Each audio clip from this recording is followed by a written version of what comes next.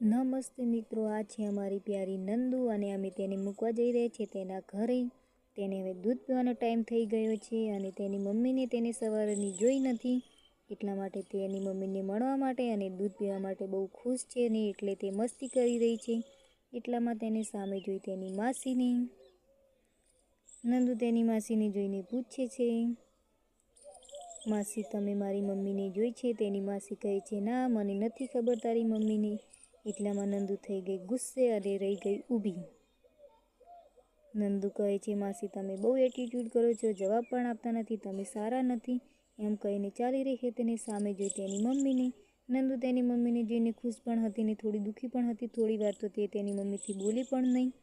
એમ કહીને તે બંને સાથે સાથે ચાલી રહ્યા હતા.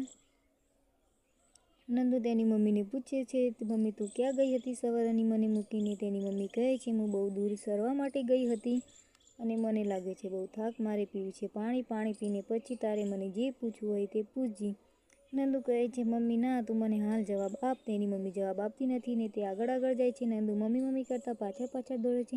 તેમ કરીને તે બંને પહોંચી ગયા ઘરે. નંદુને બંધી દીધી.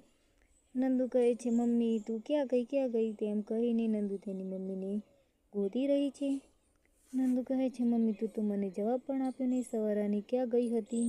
મને પણ ના લઈ જાય સાથે. એની મમ્મી એવું વિચાર્યું કે તું તો ચાલી પણ નહીં શકે, એટલા માટે હું તને ના લઈ ગઈ. મમ્મી કેમ પાણી પીને આવું છું, તું હાલ બહુ બોલીશ નહીં. મને ખબર છે તને બહુ ગુસ્સો આવે છે મારા ઉપર.